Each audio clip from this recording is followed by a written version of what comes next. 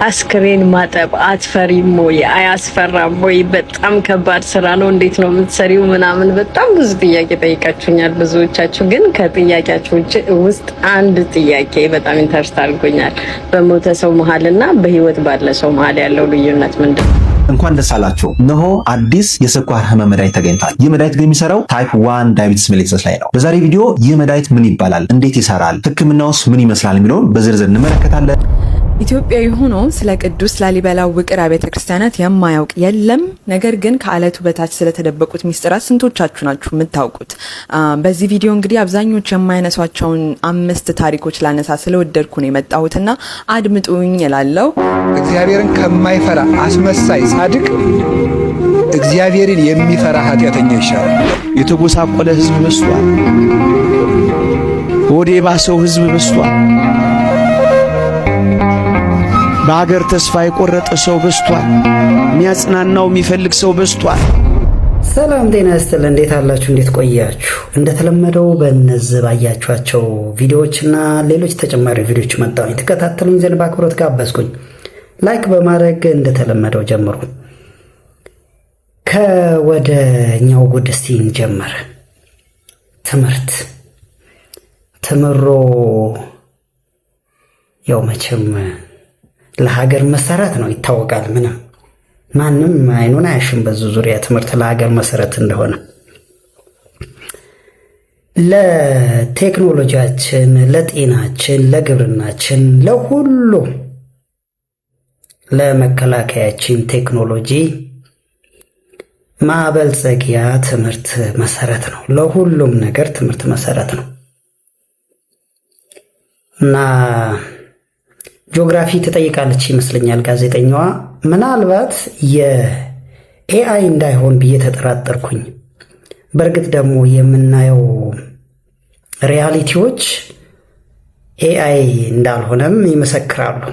ተከታተሉትና ፍርዱን ለእናንተ። የህዳሴው ግድብ ቤት ይገኛል። ግብጽ ነው የሚገኘው። ግብጽ ነው ያለው።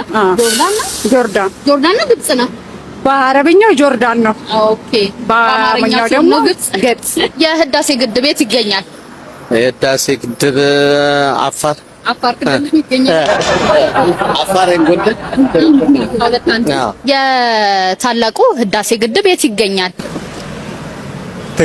ትግራይ ነው የሚገኘው። የህዳሴ ግድብ የት ነው ያለው ወይንም የት ነው የሚገኘው? ጉባ። የት ነው ጉባ? ወደ ጉባ የት ክልል? ወደ ቤንሻንጉል እንዴ ህዳሴ ግድብ ከተገነባ የጀነሬሽን ጋፕ ፈጠረ እንዴ? ማለት ሲገነባ የተለያየ ጀነሬሽን ላይ ሆነ እንዴ? ማለት መሰረቱ ሲጣል ለህዳሴ ግድብ ግንባታ ቆየን በጣም። እኔ ያንን ነው የሚያመላክተኝ። የት እንደሆነ የማያውቅ የትውልድ ሲገነባ አልነበረም ማለት ነው።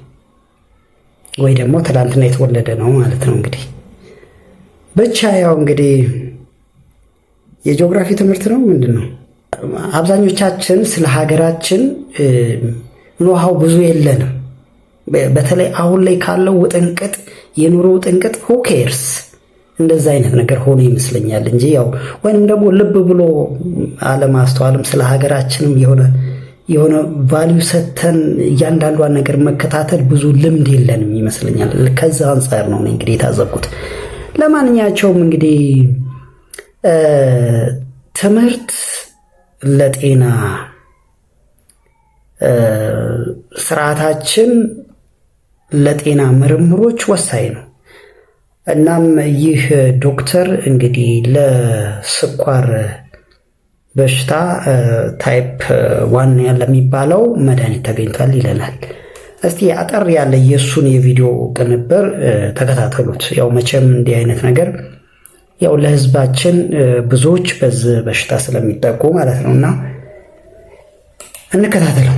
እንኳን ደስ አላችሁ። እነሆ አዲስ የስኳር ህመም መድኃኒት ተገኝቷል። ይህ መድኃኒት ግን የሚሰራው ታይፕ 1 ዳያቤቲስ ሜሊተስ ላይ ነው። በዛሬ ቪዲዮ ይህ መድኃኒት ምን ይባላል፣ እንዴት ይሰራል፣ ህክምናውስ ምን ይመስላል የሚለውን በዝርዝር እንመለከታለን። በዚህ ቪዲዮ አዲስ መረጃ፣ አዲስ ጥናት ማቅረብላችሁ ስለሆነ ቪዲዮን እስከ መጨረሻ ይመለከቱት። ይህ ነገር በተለይ ታይፕ 1 ዳያቤቲስ ስለምንለው የስኳር ህመም ያለባቸው ሰዎች በጣም ትልቅ ተስፋ ነውና ቪዲዮን እስከ መጨረሻ ይመለከቱ። ብዙ ሰው ጋር የሚደርስ ላይክ፣ ሼር፣ ኮፒ ሊንክ፣ ሪፖስት በማድረግ ብዙ ሰው እንዲመለከት አድርጎ። በስኳር ህክምና ታሪክ ውስጥ እስከዛሬ ድረስ ህክምናው ስኳር ከፍተኛ ደረጃ ከደረሰ በኋላ ሲሆን አሁን ግን እዛ ደረጃ ሳይደርስ ስቴጅ 1 ስቴጅ 2 እያለ ማቆም መገደብ ተችሏል። ይህ በህክምናው ታሪክ በጣም ከፍተኛ የሚባል ግኝት ወይም ከፍተኛ የሚባል አዲስ መድኃኒት ነው። በነገራችን ላይ ይህ መድኃኒት ከ2022 ጀምሮ ኤፍዲኤ አፕሩቭ አድርጎት ነበረ። አሁን ደግሞ በ2026 ጁን 20 ያ ማለት ከ3 ሳምንት በፊት ኤፍዲኤ አፕሩቭ አድርጎታል። ከስቴጅ 1 እስከ ስቴጅ 3 ያሉ ታይፕ 1 ወይም አይነት 1 የምንለው የስኳር ህመም ማከም ይቻላል ብሎናል። ኤፍዲኤ አፕሩቭ የሚያደርጋቸው ነገሮች ብዙ ጥናት ያላቸው፣ ብዙ ዊትነስ ያላቸው፣ ሳይንቲስቶች በደንብ ያመኑበት መሆን አለበት። ይህ ነገር ዝም ብሎ አፕሩቭ የሚደረግ ነገር አይደለም። ታዲያ እንዴት ነው የሚከላከለው? ሜካኒዝሙ ምን ይመስላል የሚለውን ባጭሩ ልንገራችሁ። ታይፕ 1 ወይም አይነት 1 የምንለው የስኳር ህመም በብዛት የሚከሰተው ህፃናትና ታዳጊዎች ላይ ነው። ዋና ምክንያቱ ደግሞ ኢንሱሊን የሚባለው ሆርሞን ከፓንክሬስ ወይም ቆሽት ከምንለው ነገር ሳይመረት ሲቀር ወይም ደግሞ የፓንክሬስ ሴሎች ሲጎዱ ነው። በብዛት የሚጎዱት ደግሞ ነጭ ደም ሴሎቻችን ራሳቸው ሄደው የሴሎችን ሲያጠቁ ነው። ይህ አውቶ ኢሚኒቲ ይባላል። ይህ በብዙ ምክንያት ሊከሰት ይችላል። ባጭሩ ግን ሴሎቻችን የራሳችን ሴሎች ሲያጠቁ ኢንሱሊን እየቀነሰ ይመጣል። ኢንሱሊን ዋና ስራው ደግሞ ስኳራችንን መቀነስ፣ ስኳርን ሰብስቦ ወደ ሴሎች ውስጥ፣ ወደ ጡንቻ ውስጥ፣ ወደ ፋት ውስጥ፣ ወደ ጉበት ውስጥ ማስገባት ነው። ይህ ነገር ኢንሱሊን ከሌለ ይቆማል። ስለዚህ ሹገር ሌቭላችን እየጨመረ ይሄዳል። እሱ ምን ይባላል? ስኳር ህመም ይባላል። ታዲያ እዛ ደረጃ ሳይደርስ ገና ሴሎቻችን እየተጎዱ እያሉ ወይም ነጭ ደም ሴሎቻችን ባለማወቅ የኛ ሴሎች እያጠቁ እያለ ማስቆም የሚችለው መድኃኒት ቴፕሊዙማብ ይባላል። የዚህ መድኃኒት ሰፋ ዘርዘር ያለ መረጃ እንዲሁም ደግሞ ስለ ስኳር ህመም ሰፋ ዘርዘር ያለ መረጃ ብሩኪድ ሲቲው ላይ ሰርች ይላችኋለሁ። በሁለተኛው ፕላትፎርማችን ላይ በዚህ መልኩ ሰርች አድርጋችሁ የምታገኙት ይሆናል። ሰፋ ዘርዘር ያለ መረጃ እዛ ላይ ታገኛላችሁ። ዶክተር ፋሲል ነኝ፣ የህፃናት ስፔሻሊስት ሐኪም ከብሩኪድ ልዩ የህፃናትና ታዳጊዎች ክሊኒክ። መረጃውን ከወዳችሁት ላይክ፣ ሼር፣ ኮፒ ሊንክ ማድረግ አትርሱ። ሀሳብ አስተያየት ካላችሁ ወይም ያልገባችሁ ነገር ካለ ኮሜንት ላይ ጻፉልን። መልካም ጊዜ። እናመሰግናለን ዶክተር። ያው እንግዲህ ጤናችንን በሚመለከት አዲስ ዜና ነው ማለት ነው። ይህ እንግዲህ የትምህርትና ምርምር ውጤት ነው። ትምህርታችን ጥያቄ ምልክት። ወደ አንድ ገራሚ ደግሞ ልሄድ። እቺ እህታችን ከሞተ ሰው ይልቅ የቆመ ሰው ያስፈራኛል ትላለች። ወይንም ደግሞ ህይወት ያለው ሰው ያስፈራኛል። ምን ለማለት ፈልጋ ነው? እሷ ያው በስራዋ ይመስለኛል እንግዲህ ወይ ነርስ ልትሆን ትችላለች፣ ሬሳ ታጥባለች። እና ብዙዎቻችን ያው ሬሳ በጣም እንፈራለን፣ ያው ያስፈራል። እኛ የቆመ ሰው አንፈራም፣ ወይንም ደግሞ ኖርማል ሰው አንፈራም። የሞተ ሰው ግን ሬሳ እንፈራለን። የሞተ ሰው ንቅ ከዛ ይልቅ እኔ የሚያስፈራኝ ትላለች። በጣም ትልቅ አባባል። ወደ ውስጥ ብናየው ብንመለከተው ትክክል ናት። የቆመ ሰው እንጂ የሞተ ሰው አያስፈራም ትላለች። ማለት ሬሳ አያስፈራኝም ትላለች። ምክንያቱም ሬሳ አይናገር፣ በጣም ጸባይኛ ነው እያለች ነው። ቆሞ መሄድ የሚንቀሳቀስ ሰው ግን በጣም ያስፈራል ትላለች። እውነቷን ነው። በተለይ አሁን ላይ ያለ ያስፈራል። ያኮ በጣም ጸባይኛ ነው፣ ዝም ነው የሚለው እና እንዴት ብሎ ያስፈራል። እና ትግባባዋለች ይመስለኛል እሷ። ለማንኛቸውም የምትለውን እንስማ። ብዙ ቁም ነገር አለው። እኔ በጣም ስለ ሳበኝ ነው እና የእሷ የልጅቷ አቀራረብ በጣም ስለ ሳበኝ ነው። ስሟት፣ ተከታተሉት። አስክሬን ማጠብ አትፈሪም ወይ? አያስፈራም ወይ? በጣም ከባድ ስራ ነው። እንዴት ነው የምትሰሪው? ምናምን በጣም ብዙ ጥያቄ ጠይቃችሁኛል ብዙዎቻችሁ። ግን ከጥያቄያችሁ ውስጥ አንድ ጥያቄ በጣም ኢንተረስት አድርጎኛል። በሞተ ሰው መሀልና በህይወት ባለ ሰው መሀል ያለው ልዩነት ምንድን ነው? የሞተ ሰው ሰላም አለው፣ በቃ ማለት በሰላም ሄዷል፣ እያያችሁት ይሄዳል ምናምን ነገር እና ምንም አያስፈራም። አስክሬን አያስፈራም ወይም ሬሳ ማጠብ አያስፈራም። የሞተ ሰው ምንም ነው የማያስፈራኝ። በህይወት ያለ ሰው በጣም ያስፈራኛል። መግባባት ራሱ ያቅተኛል ማለት ነው እና በጣም እየተቸገርኩ ያለሁት በህይወት ያለ ሰው የሚለውን ነገር መግባባትና ምን ለማለት ከምን አንፃር እንደዚህ እንደሚያደርጉ ራሱ ስፔሻሊ ቲክቶክ ላይ አገርን የሚያጋጩ ነገሮች የተለያዩ ብዙ የምናያቸው ከወጣትነት ስብዕና አንፃር ከባህላችን ከአክብሮት ከሴትነት ከብዙ ነገር አንፃር የማየው ነገር ግር ይለኛል እና የሞተ ሰው ምንም ግር የሚል ነገር የለውም። ኦሬዲ ሞቷል፣ ቀዝቅዟል። ኦሬዲ የፊታችን ሁኔታ ይቀያየራል፣ ወዲያውኑ ከለራችን ይቀየራል። በጸጥታ ውስጥ ነው ያለነው። ያው ከባድ ነው ማለት ስታይ የሆነ ሰው ሲያልፍ ያለውን ሞመንት ስታይ ያለውን ሁኔታ የሰው ልጅ በዚህ ልክ ምን በቃ ከውስጡ የሚወጣው ነገር ምናምን አዎ የሆነ ማለት ቁሞ ሲያወራ ምናምን ስታየው የነበረው ሰውዬ አልፎ ደግሞ ያለውን ሁኔታውን ደግሞ ስታይ የፈጣሪ ስራ ድንቅነቱን የምታከብርበት ነውና ሂዩማን በቃ ይሁን እንዴት ልበላችሁ በህይወት ስትኖሩ መከባበር ልመዱ። በህይወት ስትኖሩ ማድረግ ላለባችሁ ነገር የምታደርጉትን ነገር ማለት አድርጉ። በቃ መደረግ ያለበትን ነገር በሙሉ የማይጸጽታችሁን ነገር አድርጉና ስታልፉ በጣም የሚያስጠላ ሁኔታ ነው ያለው።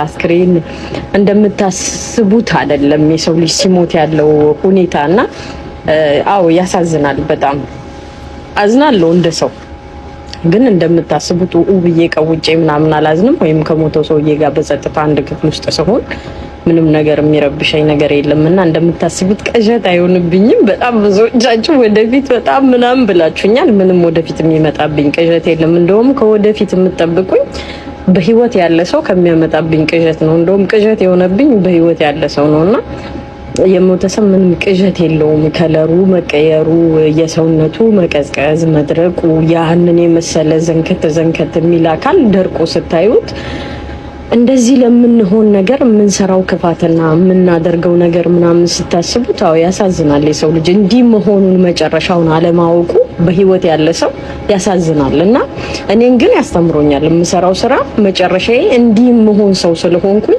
ዛሬ ላይ ለሰው ሁሉ መልካም መሆን ያለብኝና መተናነስና ዝቅ ማለት ያለብኝ አንድ ማረባ ነገር እንደሆንኩኝ አስተምሮኛል። በቃ እኔ አልተበይም፣ አልተብትም ማንም ላይ አፌን አልከፍትም መጨረሻዬን ስለማቀው። እናንተ ግን የምትሆኑትን ሁኔታ ሞት የሚያደርጋችሁን ነገር ስለማታውቁት ብዙ ስህተት ትሰራላችሁና እኔን ከሞተ ሰው ጋር መስራት ብዙ መሰራት የሌለባቸውን ስህተቶች እንዳልሰራ አግዞኛልና ስብዕናዬን በደንብ አስተካክሎልኛል፣ እንድተናነስ አድርጎኛልና የሚያስፈራ ነገር አይደለም ከስክሪን ጋር መስራት፣ ከሞተ ሰው ጋር መስራት ወይም ደግሞ በህይወት የመጨረሻ ሰዓት ላይ ያለን ሰው መንከባከብ የሚያስፈራ ነገር አይደለም። እስከሚሞቱ ድረስ አብረናቸው እንቆያለን፣ እናወራቸዋለን። ልክ እንዳንተ እንዳንቺ ብዙ ታሪክ ይናገራሉ፣ ብዙ ታሪክ አላቸው። መሞት አይፈልጉም፣ ይፈራሉ፣ ግን እንደሚሞቱ ያውቃሉና በህይወት ከሚያሳዝነው ነገር እንደምትሞት እያሰብክ መኖር ነውና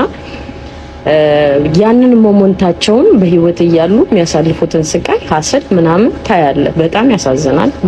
በጣም ውስጣቸውን የሚሰብሩ አጋጣሚዎች ይፈጠራሉ።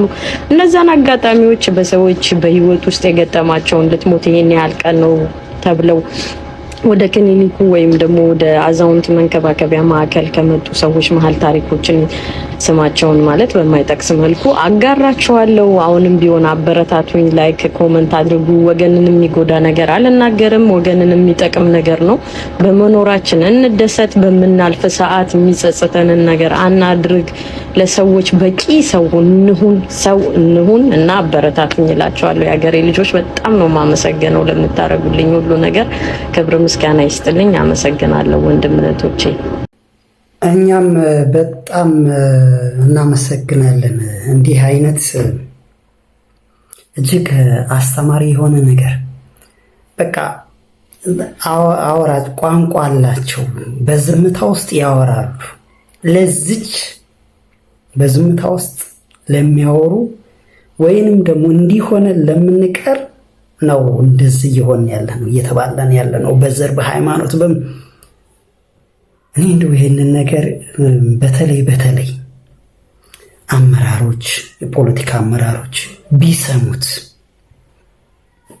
ቃላት አንዳንድ ጊዜ እኮ ያጥረናል ጎበዝ።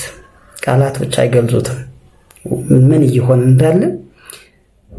በተለይ እኛ ላይ እንዴት እንደዚህ ይሆናል? የሃይማኖት ሰዎች ሆነን እንዴት እንደዚህ ይሆንብናል? እንዲሆነን ለምን ቀረው? የቆመ ሰው ያስፈራል፣ ሬሳ አያስፈራም። እኛ ግን ሬሳ እንፈራለን። ለማንኛቸውም ግን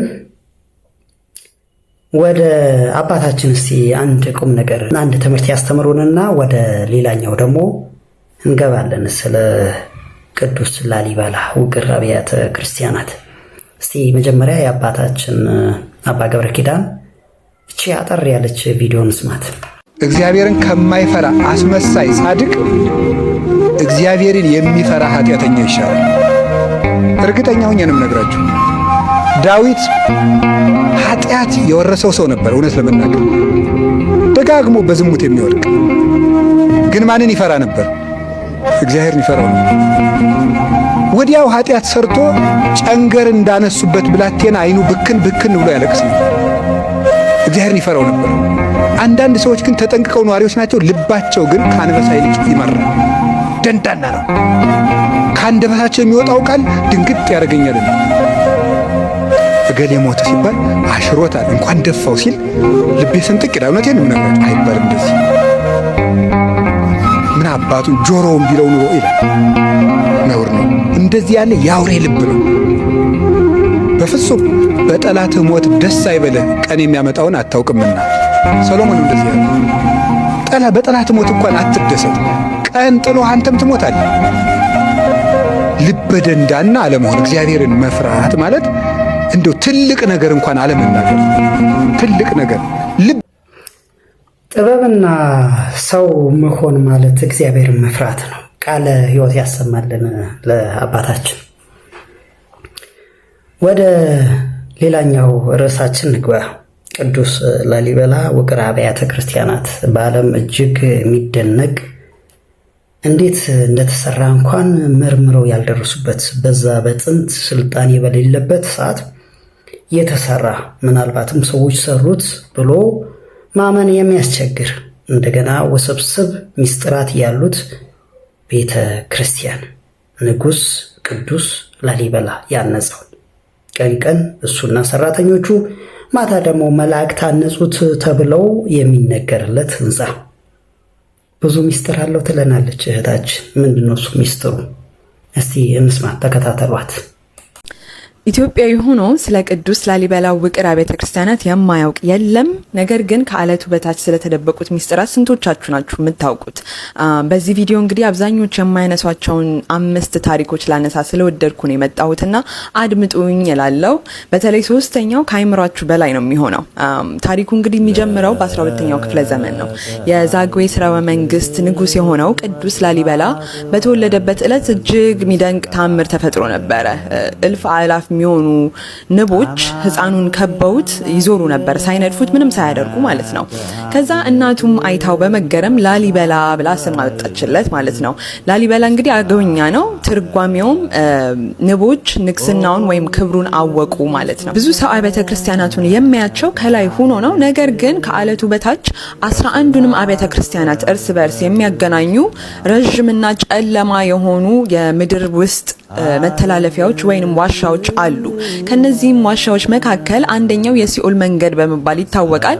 ይህም የተሰራው የሰው ልጅ ከኃጢአት ወደ ብርሃን የሚያደርገውን ጉዞ ለማሳሰብ ነው። አሁንም ድረስ እንግዲህ ጎብኚዎች በዚህ ጨለማ ውስጥ እጅ ለእጅ ተያይዘው ይህንን እሳቤ እያስታወሱ ያልፉበታል ማለት ነው። ቅዱስ ላሊበላ መጀመሪያ ያስገነባትና እጅግ አብልጦ ይወዳታል የምትባለው ውቅር ቤተክርስቲያን ቤተ ማርያም ናት።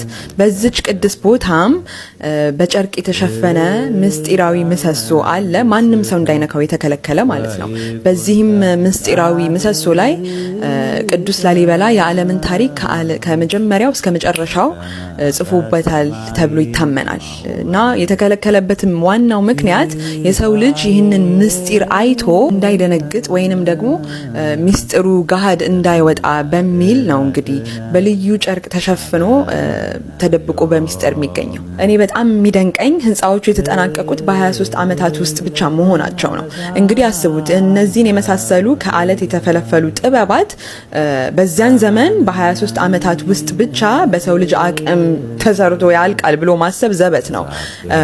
በጣም ሌላም ደግሞ የሚያስደንቀው ነገር ቅዱስ ላሊበላ ለቀን ሰራተኞቹ የሚከፍላቸው ደሞዝ ነበረ። እንግዲህ ደሞዛቸው 1 ዲናር ወይም 1 የወርቅ ሳንቲም ብቻ ነበረ። ተአምሩ የሚጀምረው እዚህ ላይ ነው። 1 ሳንቲሙን ደሞዛቸውን ተቀብለው ወደ ቤታቸው ሲሄዱ የቀን ሰራተኞቹ በረከቱ እጥፍ ድርብ ሆኖ ነው የሚያገኙት። በቃ የሚገዙት ነገር ይበዛል። ቤተሰባቸው ረክቶ ጠግቦ ነው የሚያድረው የሚውለው እና በዛ ምክንያት ቅዱስ ላሊበላ እንግዲህ በግፍ ሳይሆን በፍቅርና በገንዘብ አክብሮ ነው ቀን ሰራተኞቹን ሲያሰራቸው የነበረው። እንግዲህ የቀን ሰራተኞቹ ደክመው ሲተኙ ሌሊት ላይ ደግሞ መላእክት ከሰማይ ወርደው መዶሻና ሸንካውያን ይዘው መፈልፈላቸውን ይቀጥሉ ነበር ማለት ነው እና በሚገርም ፍጥነትና በመለኮታዊ ጥበብ ነበር ይህንን ሁላ ሲሰሩ የነበረው። እናም ቦታው ዝም ብሎ ቦታ አይደለም። እንግዲህ ታሪክ እንደሚነግረን ቅዱስ ላሊበላ በምቀኞች መርዝ ተግቶ ለ3 ቀናት ያህል ወደ ሰማይ ተነጥቆ ነበረ። በዚያም ቆይታው ነው እንግዲህ የሰማያዊቷን ኢየሩሳሌምን ህንጻዎች አይቶ ሁለተኛይቷን ኢየሩሳሌምን ኢትዮጵያ ላይ ገነባለሁ ብሎ ህንጻዎቹን መገንባት የጀመረው። ለዚህም ምክንያቱ ደግሞ በዛን ወቅት ወደ ኢየሩሳሌም ጸሎት ለማድረስ ለመሳለም ሲሄዱ በመንገድ ላይ የሚያጋጥማቸውን እንግልትና ስቃይ ለመታደግ ሲል ነበረ ይህንን ፕሮጀክት የጀመረው። ቅዱሱ ላሊበላን ዝም ብሎ ከተማ አላደረገውም። የኢየሩሳሌምን መንፈሳዊ ካርታ ነው ሙሉ በሙሉ የገለበጠው። አብዛኞቹ ቦታዎች ራሱ ስያሜያቸው ኢየሩሳሌም እንዳሉት ቦታዎች ነውና መንፈሳዊም ምድራዊም ውክልና ስላላቸው ነው። እንደውም ወንዙ እኮ ስሙ ዮርዳኖስ፣ ልክ እንደኔ ስም ዮርዳኖስ ይባላል። እናም የዓለም መሐንዲሶች ዛሬም ድረስ እንዴት እንደተሰራ ትንግርት ሆኖባቸው እየተመራመሩት ይገኛሉ። ለኛ ለኢትዮጵያውያን ደግሞ የሃይማኖትና የማንነታችን ክብር ነውና ክብር ለአባቶቻችን። የቅዱስ ላሊበላ ረድኤትና በረከት በየቤታችን ይግባ እላለሁ። ስላዳመጣችሁኝ እናመሰግናለን። እኛም በጣም ትልቅ ትምህርት ነው አስተምሮ ነው። ያው ስለ ቅዱስ ሰው ስለነበረ ስለ ቅዱስ ስፍራ ስለነበረ ዞሮ ዞሮ ከቤተ ክርስቲያን ጋር የተያያዘ ስለነበረ የነገርሽን እንደው ነጠላጣል ብታረጊበት ጥሩ ነበር። ያው አስተማሪ ለማባል ሳይሆን ነው ብቻ ስለ ቅዱስ ንጉስ ክብር። ከዛ ውጪ ግን እኛ እኮ በምን አብሳላችሁት የነበረውን ሁኔታ ወይንም ደግሞ እንዴት አንድ ንጉስ ቅዱስ ነው፣ ንጉስ የሀገር መሪ ነው፣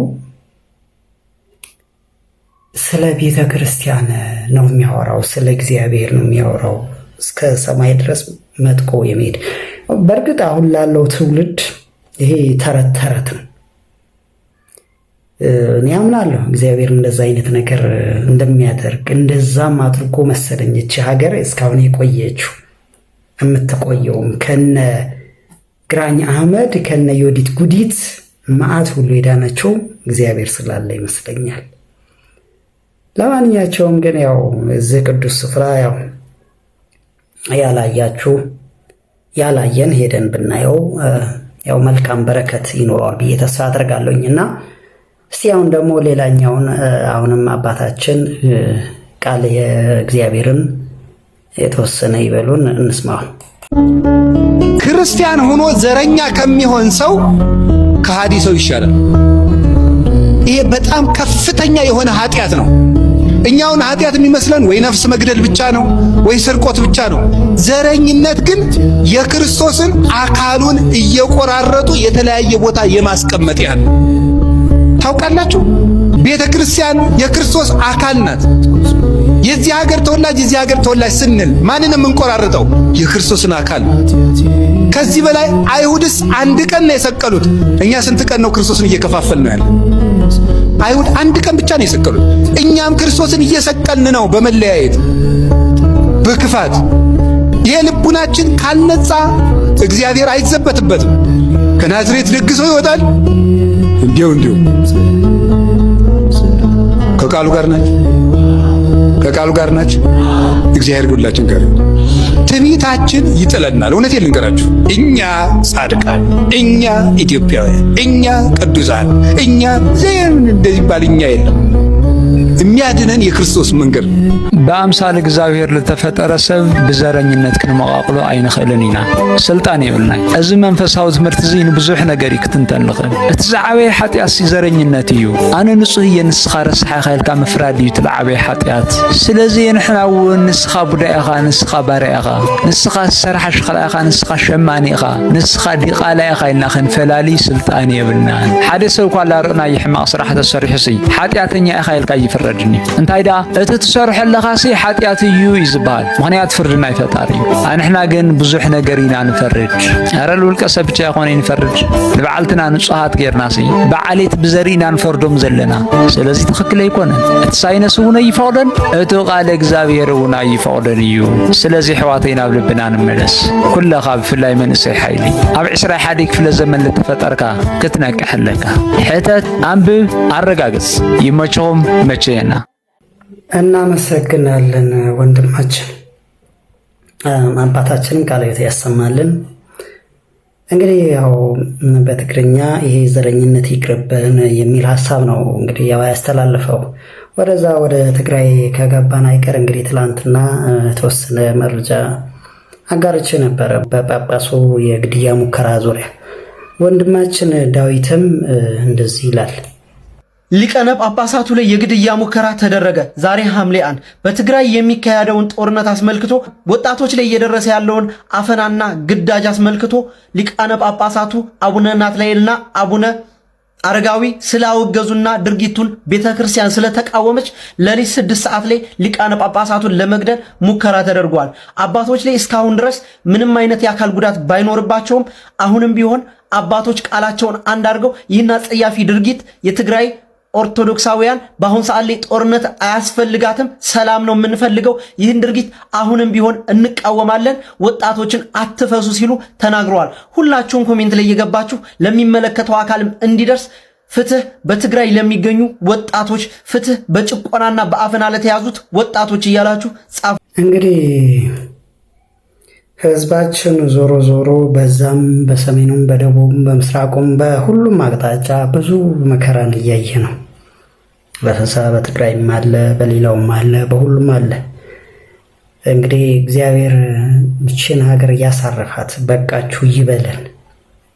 ያንን ነው ማለት የምንችለው። ለማንኛቸውም መምህራችን ደግሞ ህዝባችን ደክሟል ብለው እያስተማሩ እንስማቸው። የተጎሳቆለ ህዝብ በስቷል። ወደ ባሰው ህዝብ በስቷል። በአገር ተስፋ የቆረጠ ሰው በስቷል። የሚያጽናናው የሚፈልግ ሰው በስቷል።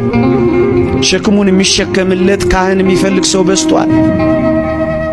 ልቡን የሚያሳርፍለት በስቷል። የሚነግረው የሌለ ብዙ ነው። እጆቹን ዘርግቶ የሚያነሳው የወደቀ ብዙ ነው። የሚያነሳው የሚፈልግ ብዙ ነው። አይኑ የሚንከራተት ብዙ ነው። ዘረኝነት ያሰጠመው ብዙ ነው። ይሄው መከራችንን የምንበላው እኮ እኛ ባለማገልገላችን እኮ ነው። እኛ በዘገየን ጊዜ ሌሎች እየቀደሙን እኮ ነው። እኛ ባንኮራፋን ጊዜ ሌሎች እየነቁብን እኮ ነው። እኛ ለክብራችን ስንሟገት፣ እኛ ትከሻ ለትከሻ ስንለካካ፣ እኛ እርስ በርስ ስንወዳደር ስንፎካከር የመሮጫውን ትራክ የመወዳደሪያ ትራክ ያደረግነው እንደሆነ ሌሎች እየበሉብን ይሄው ውጡ። አንዳንዶችን ከሳት ነጥቃችሁ አድኑ፣ አንዳንዶችን ገስጹ፣ አንዳንዶችን መልሱ፣ አንዳንዶችን አጽኑ። የሰለሉ ጉልበቶችን አበርቱ፣ የላሉትን እጆች አጽኑ። ውጡ ና ወደ መስክ እንውጣ። ምን ሰርተናል እስከዛሬ? ስንት ሰው አጽናንታችኋል? ስንት ሰው አድናችኋል? ስንት ሰው አጥምቃችኋል? ስንት ሰው አቁርባችኋል? ስንት መናፍቃንም መልሳችኋል? ስንት አዳራሽ ባዶ አድርጋችኋል? ስንት የተፋታ አስታርቃችኋል? ስንት የተራቆተ አልብሳችኋል? ስንት የተራበ አጉርሳችኋል? ስንት የወደቀ አንስታችኋል? ላዘነው ደስታ፣ ተስፋ ለቆረጠው ተስፋ፣ ለደከመው ብርታት እናንተን ሲያይ ደስ ይለዋል። ሁል ጊዜ መዝሙር ጥናት ሁል ጊዜ በዓል ማድመቅ፣ ሁል ጊዜ ተው እንጂ ነገሩ ከፍጥነታችን በላይ የሄደ ነው። ከትላንት እንደዘገየ ነው አይደለም። እንደ ደራሽ ውሃ እንደ ማዕበል ዶፍ ሳይጠራርገን በፊት መፍጠን አይገባንም። ና ወደ መስቀሉታ ቃለ ሕይወት ያሰማልን መምህራችን። ይሄ ነው የዛሬ ዝግጅቴ። በጣም አመሰግናለሁኝ።